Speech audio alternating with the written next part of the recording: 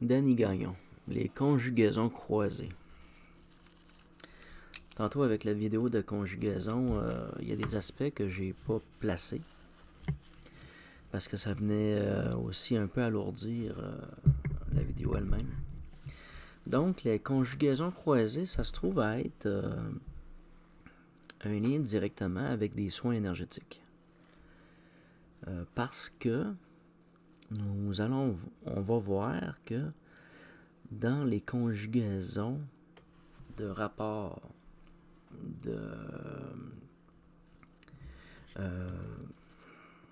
mettons de faire des enfants, là, le rapport du père, de la conjugaison du totem du père et du totem de la mère,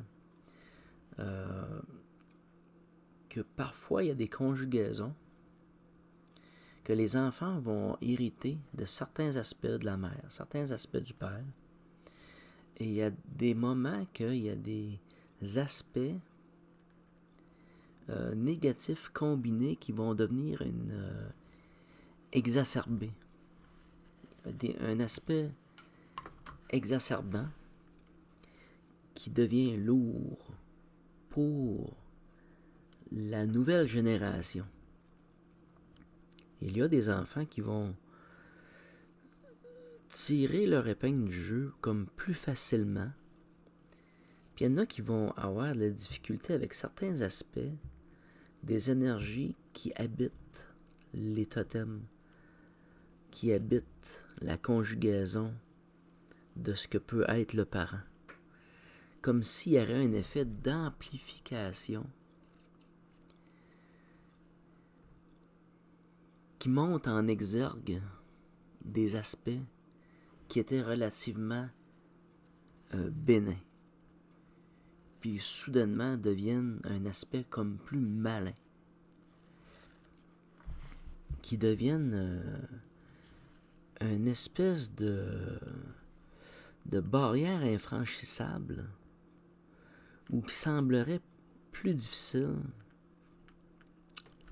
et qui pousse à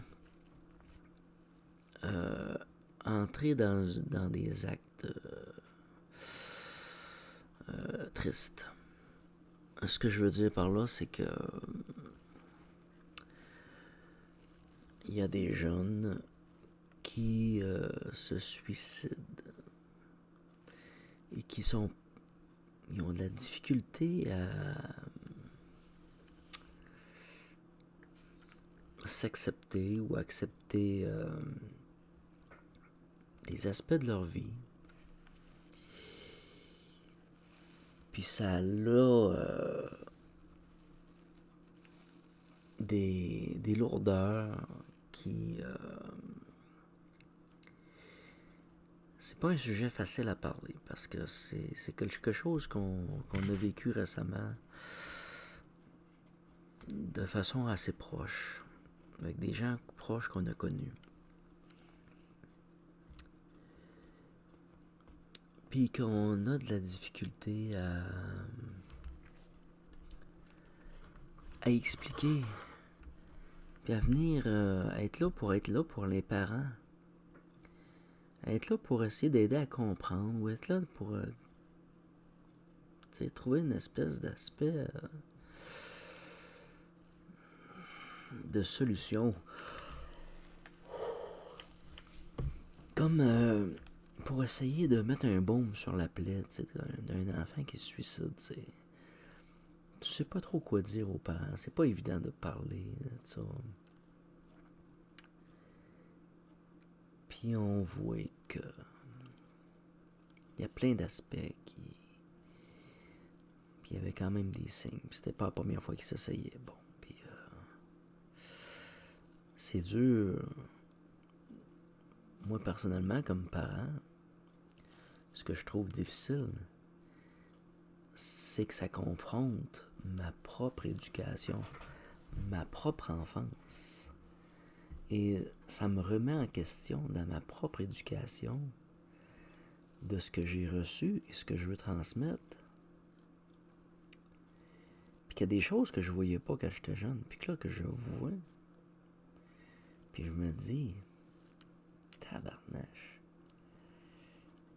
Je pensais être clair d'une certaine facette de certaines affaires, puis finalement, j'étais encore pogné avec certaines choses que finalement j'ai transmis à mes enfants quelque part. Puis là, j'essaie de rattraper un peu le bagage qu'on est en train de transmettre quelque part. Puis que dans un certain temps, les choses se vivaient d'une façon, puis ça passait. Puis aujourd'hui, la même affaire ne passe plus pantoute, t'sais. On n'est plus dans le même régime, on n'est plus dans le même état de conscience. Il faut donc se remettre en question, puis se questionner, puis être capable de se redresser, puis rebondir, puis de... OK, faut faire les choses autrement un peu, là, puis c'est pas parce qu'on les a appris d'une manière qu'il faudrait les réinstaurer de la même affaire. Il faut changer des affaires, mais jusqu'à quel point? T'sais. Donc, il y a comme des conjugaisons croisées qui ont des effets d'exacerbation, de distorsion, que pour les enfants, ça devient quelque chose de lourd. Il y a une conjugaison parfois de négativité croisée. Puis ça, c'est pas facile à voir venir. Il y a dans la même ligne de pensée l'aspect contraire aussi. Il y a certains enfants qui vont aller chercher le meilleur de un, le meilleur de l'autre. Ouais, dans une certaine forme d'équilibre. Ils vont passer au travers d'affaires que leurs frères ou leurs sœurs n'ont pas facilement passé. Qu'eux autres s'en sont assez bien sortis, qui ont réussi à conscientiser ce qui se passait, ce qui se déroulait, la scène qui se passait là, la scène de leur enfance, d'une partie de leur vie, et qui ont réussi à être dans une certaine forme d'équilibre. Mais c'est pas parce que nous autres on a accepté certaines affaires puis qu'on a passé certaines choses que nos enfants vont être dans la capacité de... Ça peut amener une problématique qui, des fois, on dirait qu'il prend de l'expansion.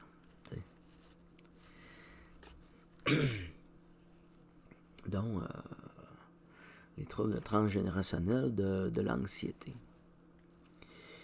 Puis des réactions qui sont tout autour de ça.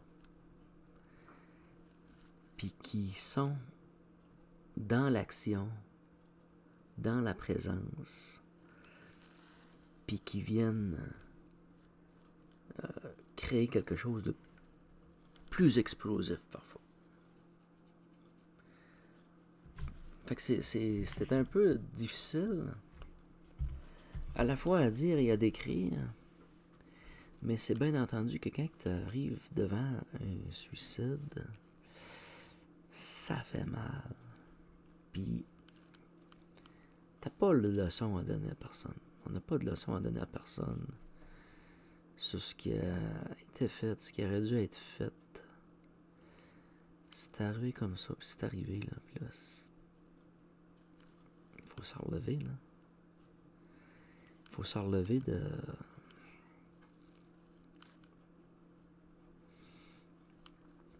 On peut juste être là, puis écouter, puis être là au moins pour l'écoute. Puis essayer de dire ce qu'on a à dire du mieux qu'on peut, mais... tenter de soutenir la vie qui est là, puis qui reste, puis qui elle vit encore, puis qu'il faut être là pour elle. Il faut être là pour eux autres. Il faut être là pour ces enfants-là, tu sais, puis tenter de faire de notre mieux pour passer au travers. Donc, les conjugaisons croisées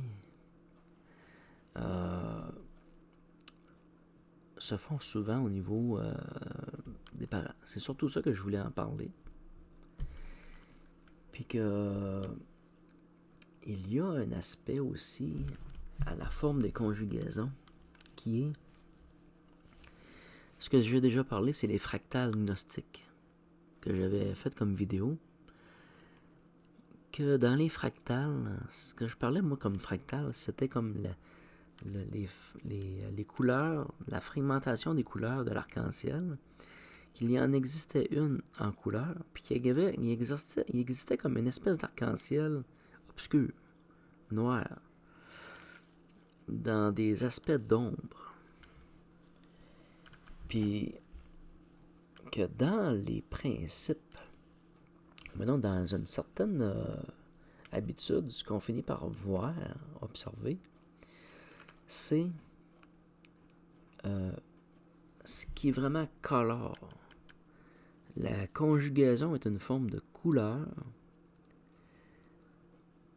de part de lumière et de part d'ombre, qui se conjuguent, qui sont des aspects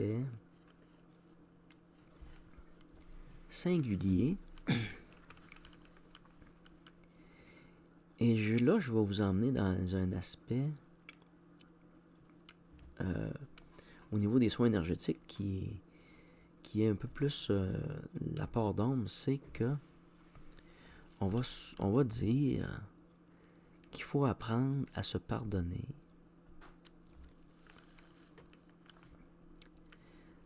à s'accepter tel que l'on est avec ses bons côtés et ses défauts. On est toujours dans on essaie d'être dans l'introspection puis de s'améliorer pour rester dans une certaine forme d'équilibre dans notre vie, puis de fonctionner dans la vie, puis de se prendre en main, s'en sortir, puis de réussir à la faire, cette vie-là. T'sais. Mais il y a des aspects qui demandent d'être nourris, qui sont des aspects qui sont plus vicieux, des vices, des parts d'ombre. Puis eux autres, c'est d'arriver à les sortir. Puis pour arriver à les sortir, il faut arriver souvent à les identifier.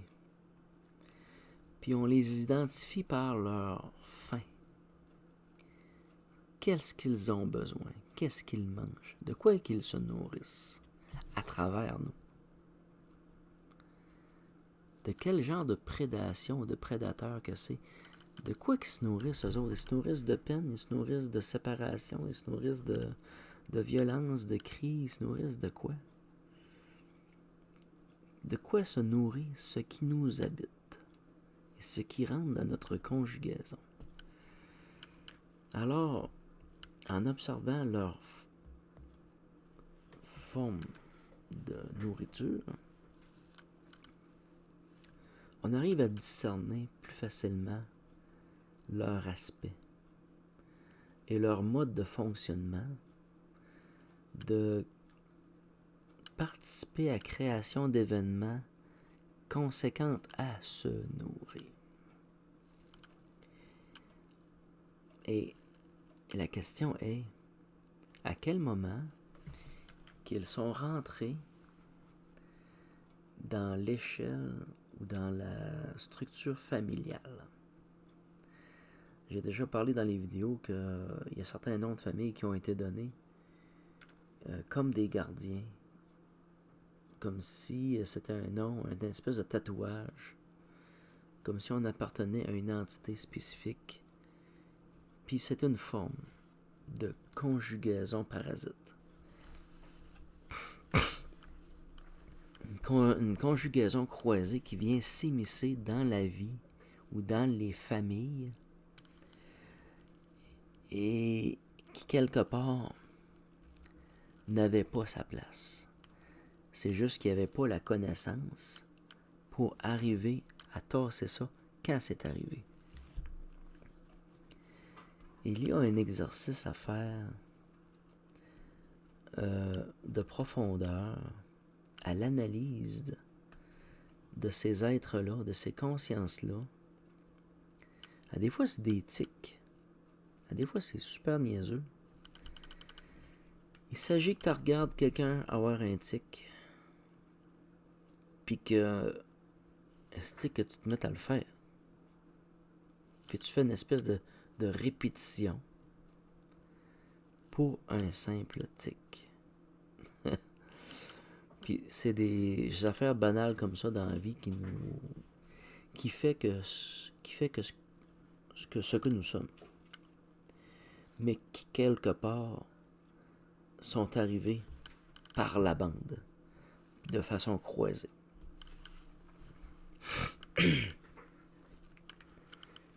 Alors, en observant la façon qu'ils s'alimentent, ça nous donne un bon coup de main. Alors, si on reprend les principes de la conjugaison, nous allons observer l'émanation de la source. Le cycle énergétique qui nous traverse et qui nous habite et qui nous nourrit et qui nourrit toute forme de vie et toute forme de pensée dans plusieurs dimensions. Il y a une espèce d'entretien, d'échange d'énergie qui se fait. Et donc, il y a la source en nous. Et dans son émanation, il y a la lumière qui vient se conjuguer. Donc, on part de la mer qui conjugue avec la lumière à travers un aspect de l'esprit qui est la métamorphie, qui permet de laisser transparaître une multitude de mondes qui vient créer un patron énergétique, un totem qui nous représente, nous définit. Alors il y a tous les aspects célestes et tous les aspects célestes passés, et on va très loin dans ce fameux passé-là, puis qui sont comme toujours là. On peut remonter à d'autres temps de création, puis à d'autres univers, puis des êtres qui viennent de d'autres univers, puis qui viennent de d'autres systèmes solaires, puis de d'autres planètes, puis qui viennent se juxtaposer.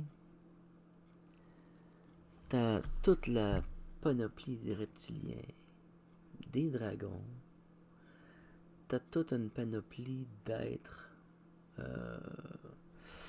ce qu'on va dire extraterrestres, mais qui sont en grande partie souvent des consciences, puis qui communiquent par nous par conscience, puis qui viennent se conjuguer avec nous.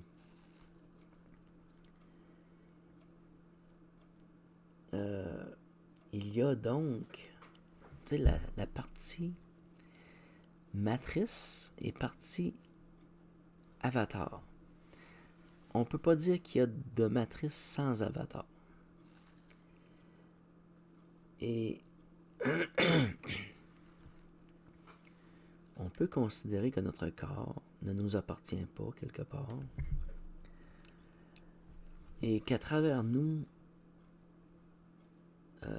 traverse l'émanation de la mère et du grand enseignement et du masculin sacré, et que nous participons à une scène personnelle, sociale et globale. Dans une enfance, dans une présence de vie, puis dans l'aspect aïeul, nos aïeux, notre aspect de sagesse, de vie, d'une certaine façon. C'est ce que j'appelle ça, cette facette-là, c'est comme la dimension scalaire. Avec le scalaire, ce qu'on est capable de faire, c'est qu'on est capable de créer des formules avec des multiples compositions. Que la formule scalaire est comme appliquée avec toute la multitude d'éléments qui constituent la conjugaison. Parce que c'est toute une conjugaison, puis qu'elle est en même temps intemporelle. À partir du moment qu'on comprend notre conjugaison, on devient plus apte à être dans une certaine forme de maîtrise de notre destinée. Mais notre destinée se perpétue à notre enfance, dans le sens à nos enfants. Alors que si nos enfants ne sont pas libres, alors notre destinée ne l'est pas non plus. Même si on travaille pour aller se faire un corps ou une forme corporelle ou une conjugaison, améliorer sa conjugaison, à l'autre bout, mais qu'on en revienne quelque part, si on est pour revenir, on peut se ramasser dans un état de corps, de conjugaison qui est souillé, comme si la famille se serait souillée. Puis le lieu qu'on choisit pour revenir est quelque part étrange. C'est un mystère que j'ai pas vraiment percé, ça, c'est mystère et boule de gomme. Parce qu'on se demande des fois, on est-tu enterré à la bonne place? Dernièrement, quelqu'un me dit que oui, il fallait que je vive ça, puis il fallait que je sois dans cette famille-là, avec ces personnes-là, avec toutes leurs énergies, leur conjugaison, ce qu'ils sont, pour être dans une disposition X. Ce qui a bien du sens. Je pourrais dire aussi que même si je m'identifie aux Esséniens comme ma famille, si je serais dans une communauté, je serais peut-être pas dans le luxe de faire ce que je fais là. En faisant des vidéos, il y aurait une structure plus insécure, un cadre, il y aurait une fragilité, il y aurait quelque chose que moi personnellement je ne vis pas parce que c'est inconséquent pour moi. T'sais. Ça me concerne moins que moi. Par contre, si je serais dans une communauté, peut-être que je serais porté à faire plus attention à toute la façon de l'étude que je fais puis de la présentation. Que ce serait peut-être plus peaufiné, poli, pratiqué et moins garoché. T'sais. Donc, j'ai quand même une liberté dans la situation actuelle, puis quelque part, est peut-être étrangement favorable à la communauté elle-même, à la communauté essénienne globale, mondiale. Parce que la croissance qu'elle connaît, elle ne fera que s'amplifier. Donc, la position que j'ai actuellement était fort possiblement nécessaire à des prises de position aussi paradoxales, puis que j'amène à confronter des concepts, des croyances établies depuis plusieurs générations et que je bouscule et que je provoque, que je remets en question par pure ignorance, souvent carrément de mon étude du sujet. J'ai des perceptions, j'observe et je prends même pas le temps de faire une comparaison avec la réalité de la religion elle-même. C'est comme si je la réinventerais quelque part, tu sais. Que je redonne un nouveau souffle, que je redonne un nouveau sens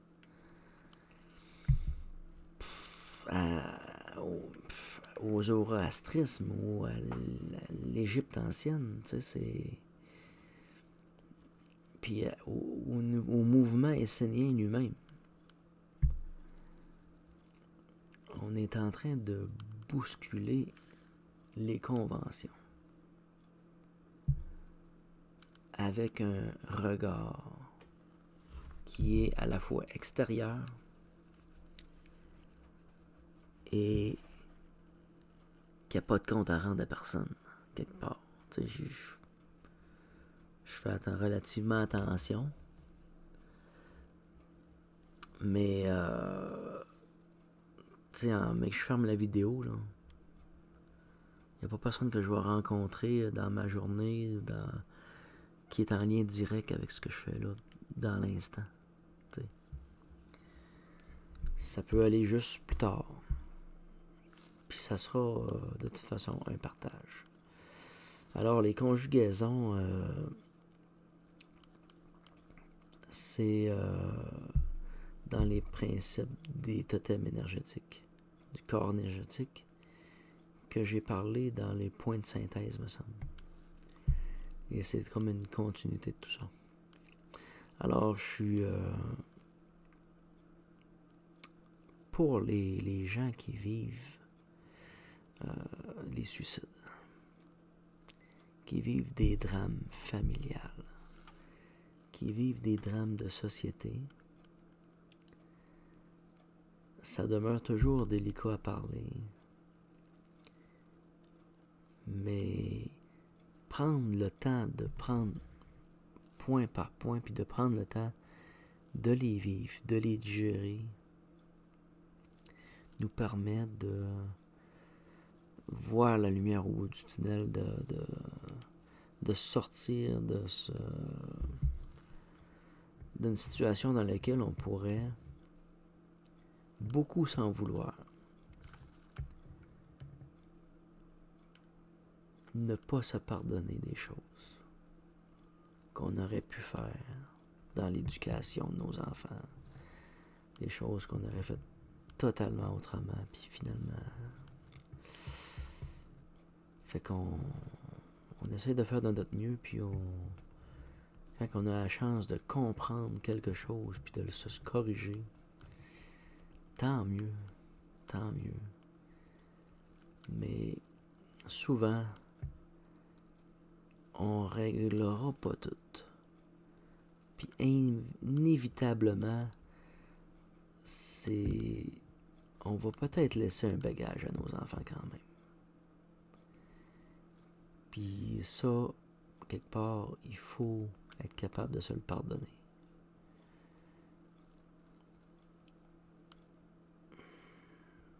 De accepter. Pour recréer un lien d'amour. C'est justement dans les vidéos de El Mancio Godson qui parle de ça, ce retour-là, par le pardon, de refaire les liens en soi-même et vers les autres par la suite, de s'accepter, qui est une très belle leçon et bien sûr est particulièrement difficile à appliquer. Merci beaucoup.